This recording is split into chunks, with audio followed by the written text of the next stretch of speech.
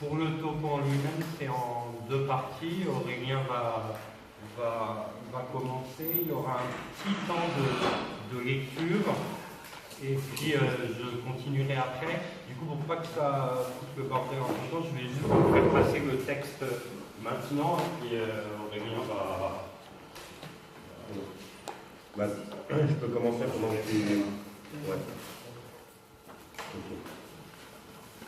Non mais au départ j'avais prévu quelque chose d'assez long en revenant sur les choses basiques, mais étant donné le profil un peu du public, je pense que je vais pouvoir un peu écourter sur certaines parties qui à mon avis sont plutôt connues des gens ici.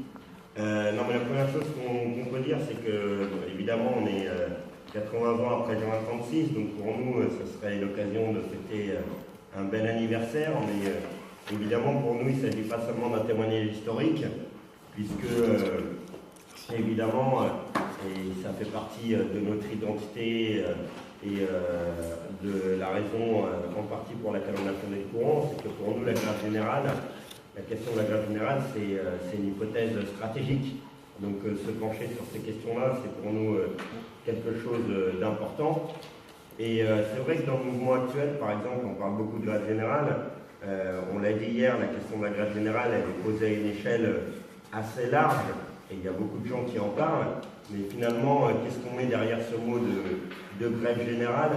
C'est ce qu'il s'agit un petit peu ici d'étudier. Deuxième chose, c'est quand on regarde l'actualité, on a l'actualité du mouvement en lui-même, mais ce sont nos dirigeants, à la fois politiques et syndicaux, qui nous ont rappelé un petit peu l'actualité du mouvement de juin 36, puisque c'est Hollande lui-même qui a cité Thorez en disant « il faut savoir arrêter une grève ». Et ce qui est intéressant, c'est la réponse de Martinez, qui lui a dit oui, mais le problème, c'est que la citation n'est pas complète ». Thorez, il a dit il faut savoir arrêter une grève dès que satisfaction a été obtenue. Alors, qu'est-ce qui fait qu'aujourd'hui encore, que ce soit le gouvernement, que ce soit les bureaucraties syndicales, ou bien que ce soit nous aussi, on se réfère encore à cet épisode de mai-juin 36.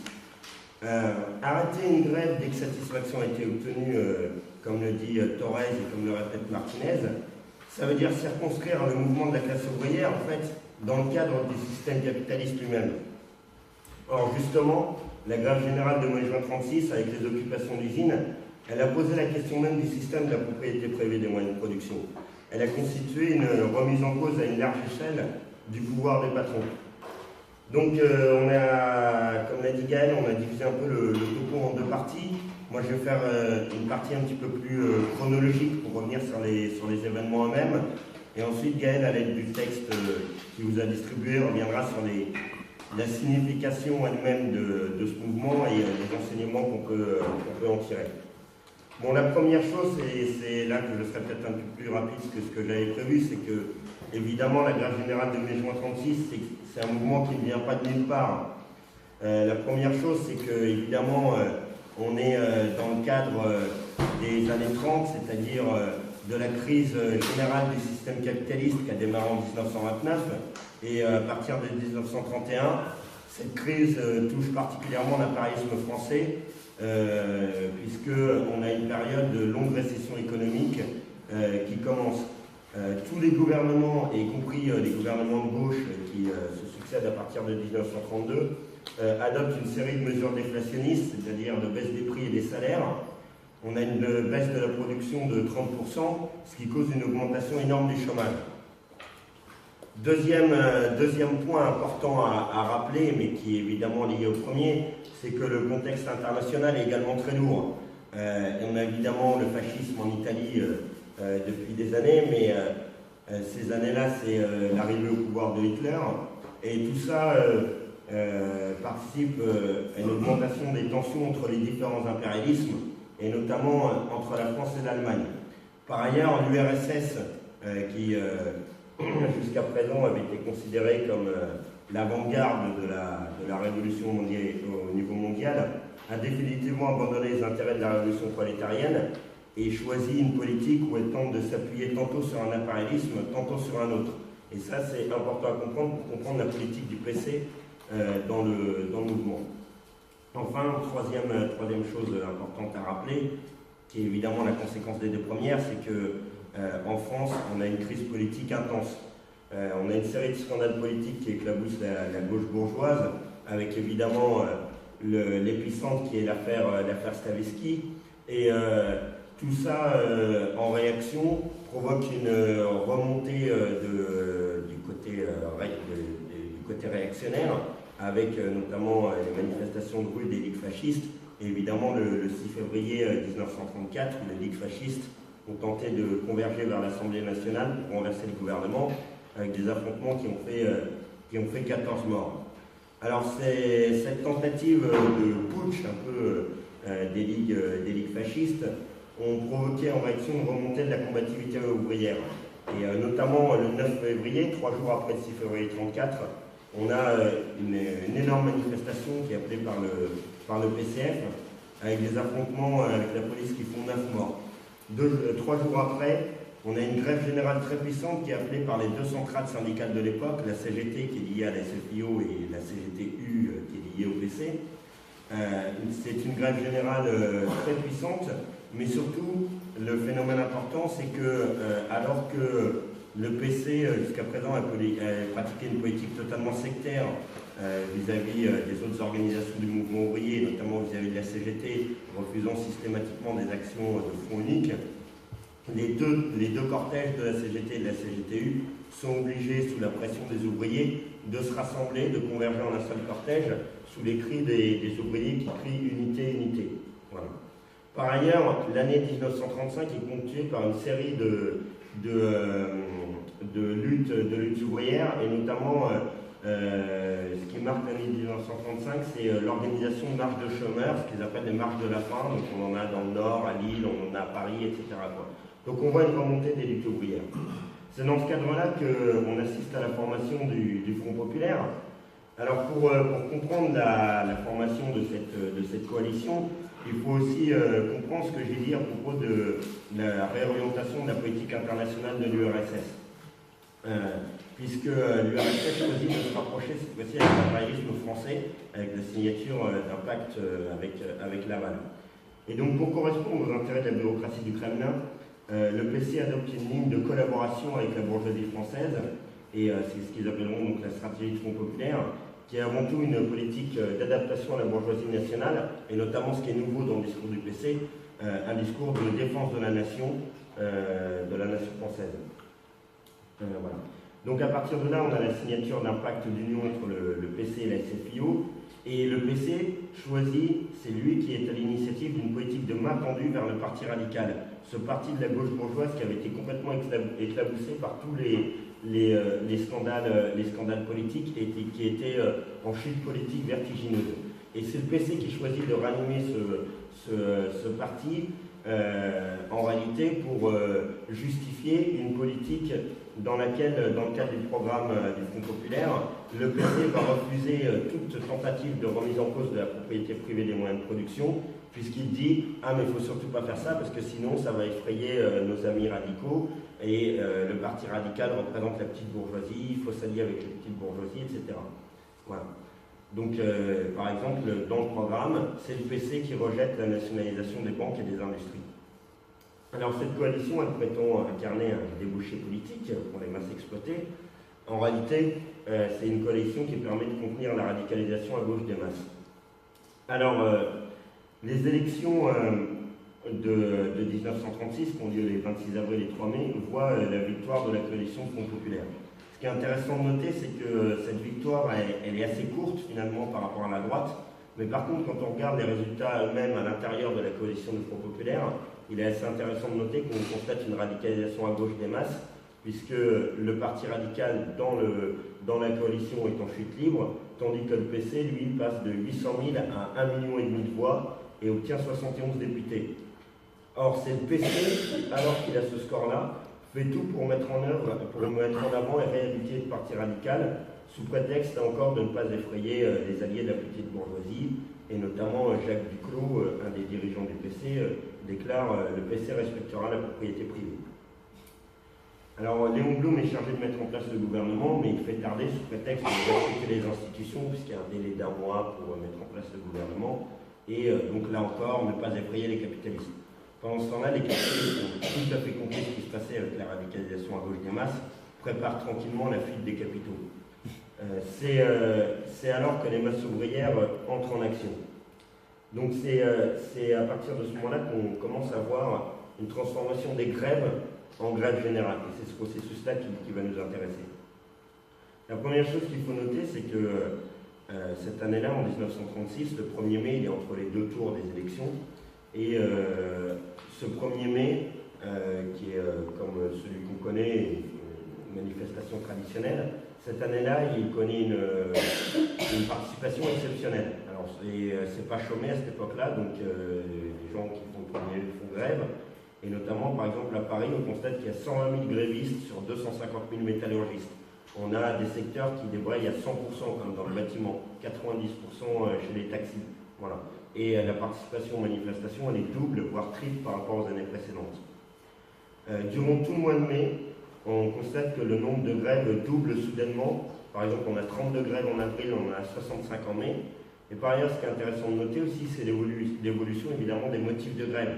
Avant, on a surtout des grèves défensives contre des baisses de salaire, alors qu'à partir de mai 36, c'est des grèves pour des augmentations de salaire. Et enfin, dernière chose qui est intéressante à noter, c'est que l'augmentation du nombre de grèves réussies, victorieuses, est vertigineux. C'est-à-dire que le patronat, c'est le patronat qui est sur la défensive. Voilà. Alors traditionnellement, on met un peu en avant deux grèves qui constitueraient un petit peu l'enclenchement de la grève générale de mai-juin 36. Ce sont deux grèves avec occupation qui ont lieu le 11 mai et le 13 mai. La première, elle a lieu donc, le 11 mai chez Breguet au Havre. Breguet, c'est un constructeur d'hydravions. C'est une grève pour protester contre le licenciement d'ouvriers grévistes qui étaient grévistes le 1er mai.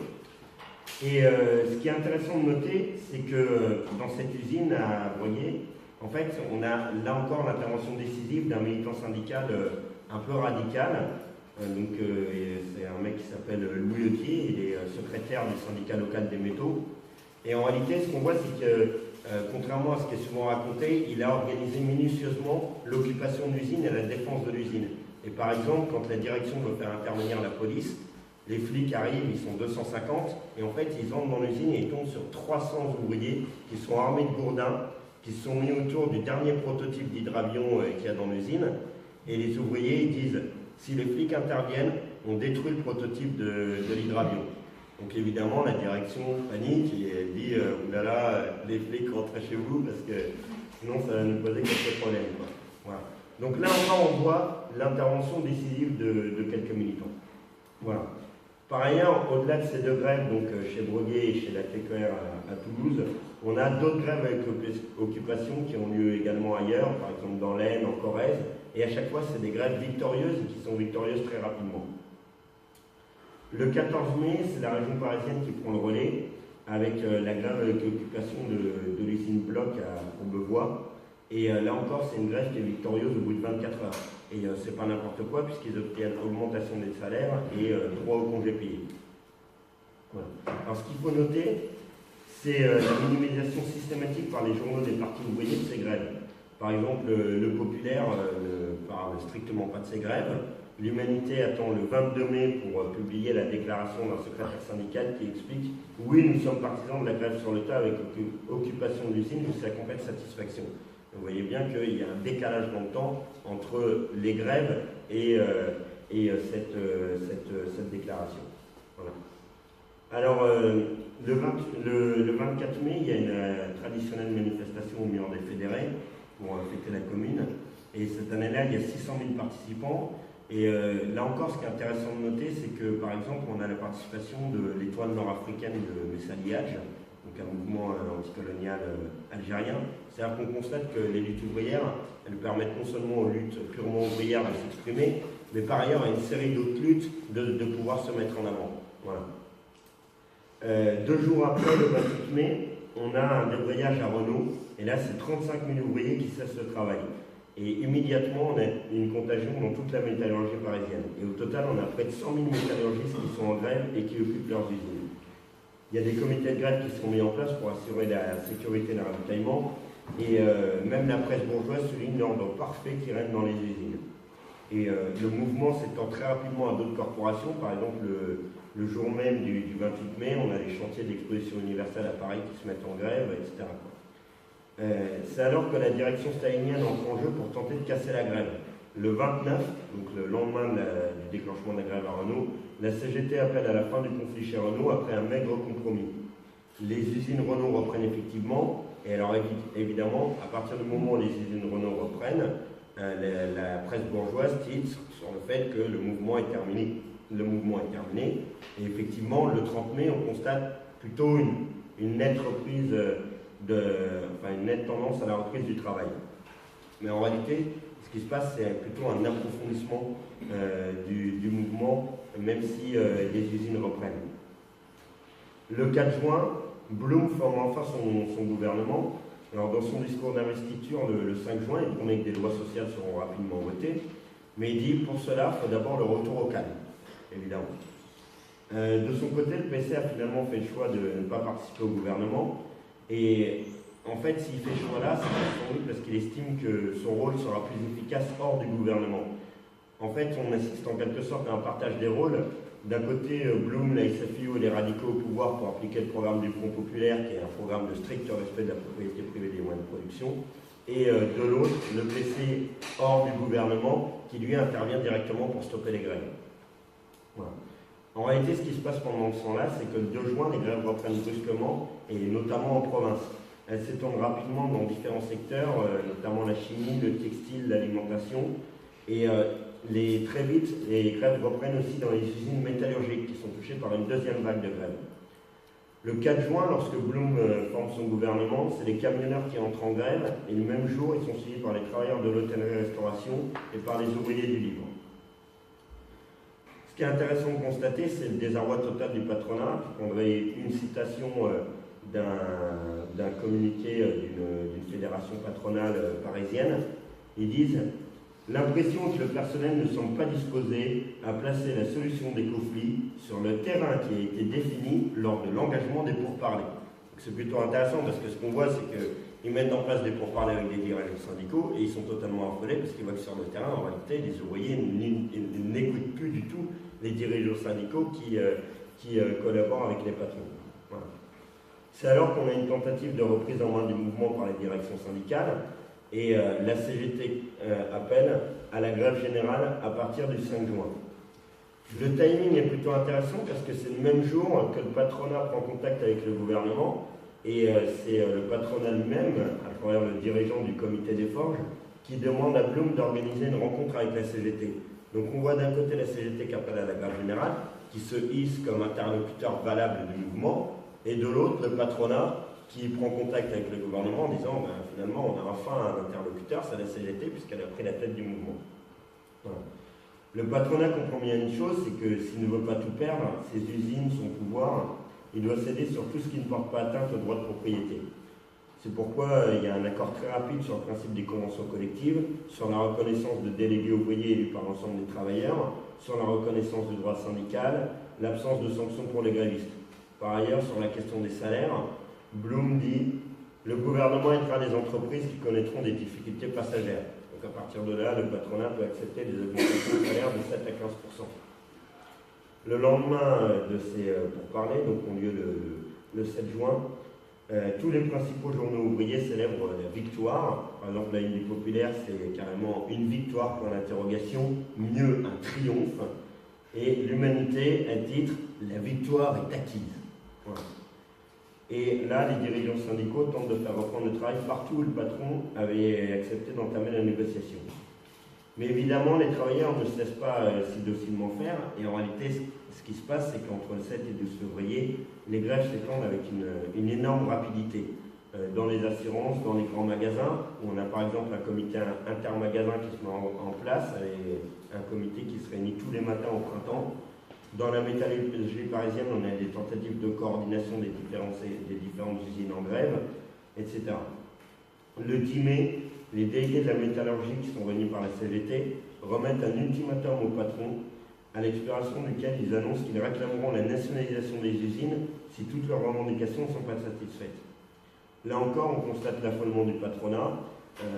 On a encore un communiqué des patrons de la métallurgie qui disent que les établissements industriels se préoccupent vivement de la constatation que le personnel ouvrier n'a pas accepté d'emblée les bases de règlement du conflit définies, alors que l'unanimité des dirigeants a manifesté son adhésion à cet arbitrage. Donc là encore, on voit bien le fossé qui sépare les dirigeants syndicaux de la base des ouvriers. Voilà.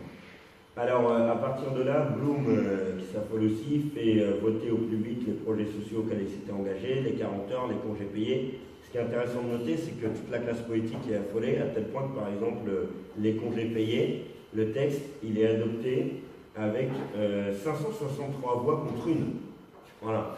Les 40 heures, c'est adopté, c'est quand même la mesure qui a été totalement décriée par le patronat, c'est adopté par 408 voix contre 160. Voilà. Alors que le patronat, après, dira pendant des années, les 40 heures, c'est horrible. Voilà. Donc on voit bien que quand il s'agit de garder le pouvoir, ils sont prêts à lâcher beaucoup de choses. Voilà. Alors le 12 juin, le gouvernement fait le choix de s'engager dans une phase plus répressive. Et la première chose qu'il fait, c'est qu'il fait saisir un journal trotskiste de l'époque qui s'appelle La Lutte ouvrière. Pourquoi il fait saisir? Parce que ce journal titre « Dans l'usine et dans la rue, le pouvoir aux ouvriers ». Évidemment, c'est inadmissible pour lui. Et ce qui est intéressant de noter, c'est que c'est le patronat lui-même qui demande au gouvernement de surtout pas faire intervenir l'armée. Ils comprennent bien que si l'armée intervient et qu'il y a des effusions de sang, ça va provoquer une explosion encore plus grande. Voilà. Et le patronat a par ailleurs bien compris qu'il fait mieux de bien compter sur les directions syndicales et sur le PC qui joue son rôle en dehors du gouvernement. Et le 11 juin, Torres organise un meeting où il convoque tous les responsables du PC, etc. Et c'est là qu'il prononce sa fameuse citation « Il faut savoir arrêter une grève ». Alors, ce qui est intéressant, c'est de prendre en fait l'ensemble de la citation, pas seulement celle qui a été faite par Hollande et par Martinez, mais l'ensemble du texte, que je vais relire rapidement, parce qu'on va voir quelle est son orientation. Il dit « Nous n'avons pas encore avec nous, derrière nous, décidé comme nous jusqu'au bout toute la population des campagnes. Nous risquerions même, en certains cas, de nous aligner quelques sympathies des couches de la bourgeoisie, pas de la petite bourgeoisie, de la bourgeoisie, et des paysans de France. Alors, il faut savoir terminer une grève dès que satisfaction a été obtenue. Il faut même savoir consentir au compromis si toutes les revendications n'ont pas encore été acceptées. Mais si l'on a obtenu la victoire sur la plus essentielle des revendications, tout n'est pas possible. » Alors on voit bien ici que tout son discours, en fait, c'est un discours qui est dirigé contre la révolution prolétarienne. Parce que quand on explique qu'il faut sauver l'alliance avec la bourgeoisie, en fait, il explique qu'il faut sauver le système capitaliste. Voilà. Et quand il dit « tout n'est pas possible », il dit « la révolution n'est pas à l'ordre du jour ». Le PC fait donc le choix de casser le mouvement pour préserver le cadre du système, parce qu'il voit bien que si le mouvement de grève continue, la seule direction que peut prendre le mouvement de grève, c'est la remise en cause directe du pouvoir des patrons. Voilà. Et alors dès que le PC fait le choix, évidemment le mouvement commence à décroître. Mais ce qui est intéressant de noter, c'est que là encore, la défervescence du mouvement, elle est très lente. C'est que fin juin, en réalité, qu'on a une reprise à peu près normale de la production, et y compris dans certains secteurs, on a des grèves qui continuent jusqu'en juillet, voire jusqu'en août.